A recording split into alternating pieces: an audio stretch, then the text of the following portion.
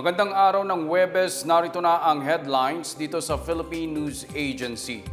Sinertipikahan ni Pangulong Ferdinand R. Marcos Jr. bilang urgent ang pagpasa sa Senate Bill na magpapataw ng mas mabigat na parusa laban sa agricultural economic sabotage. Ayon kay Communications Secretary Cheloy Garafil, sinabi ng Pangulo sa kanyang sulat kay Senate President Juan Miguel Zubiri na agarang ipasa ang Senate Bill 2432 para maisulong ang produksyon sa agrikultura. Bibigyan din ito ng proteksyon ang mga magsasaka at mangingisda mula sa pananamantala ng mga negosyante at importer upang mapanatiling abot kaya ang pagkain sa palengke.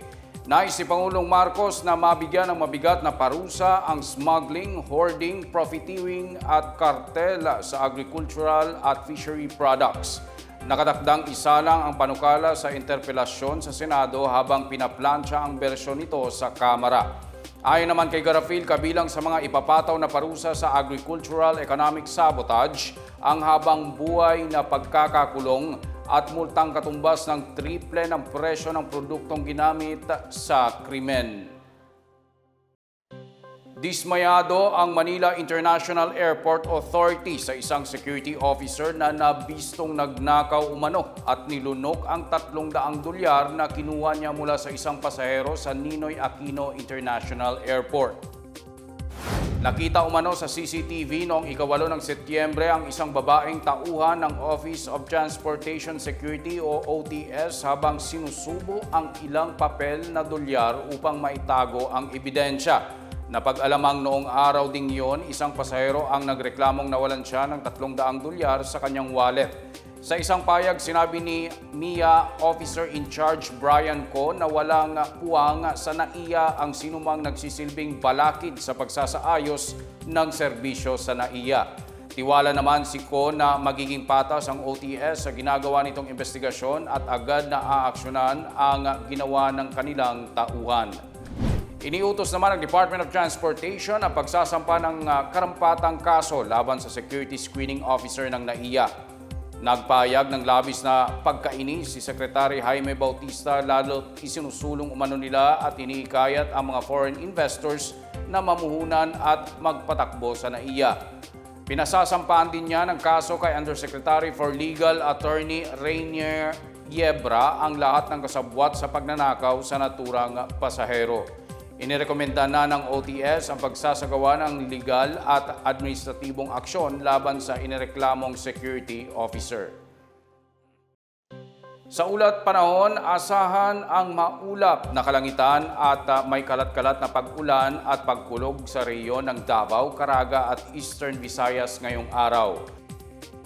Ayon sa Pag-asa, dulot ito ng Intertropical Convergence Zone sa bahaging ito ng Mindanao. Nagpaalala din ang Pag-asa sa posibleng landslides at flash floods sa sanhi ng mga pag-ulan.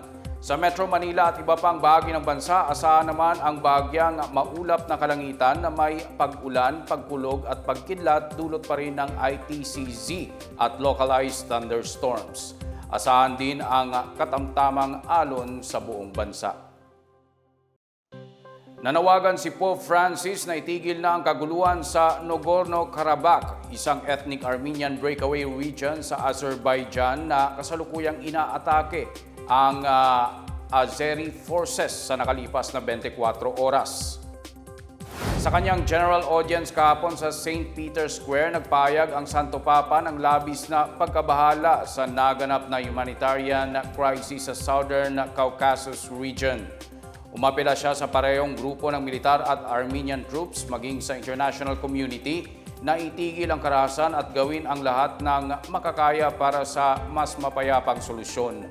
Inanunsyo ng Azerbaijan Ministry of Defense ang pagsasagawa nila ng anti-terrorist military operation laban sa pag-atake ng Armenian forces kung saan ilang sibilyan at pulis ang namatay sa isang mine explosion. Ayon sa mga otoridad ng Armenia, 2 sibilyan na ang namatay kabilang ang isang bata, habang 23 naman ang naiulat na nasugatan. Base sa mga ulat, binomba umano ng Azerbaijani Army ang Stepanakert, isang syudad na nasa ilalim ng kontrol ng Armenia. At yan ang pinakabago at pinakamahalagang balita sa mga oras na ito, hatid sa inyo ng PNA Headlines. Para sa iba pang mga balita at impormasyon, bisitahin lamang ang aming webpage pna.gov.ph o ang aming Facebook at X account o dating Twitter na Philippine News Agency. Mapapanood din ang PNA Headlines sa Facebook page ng Presidential Communications Office o PCO. 95 days na lang, Pasko na. Ako si Wilnard Basilonia, ito ang PNA Headlines, nag-aatid ng mga balitang nagbubuklod sa bagong Pilipinas.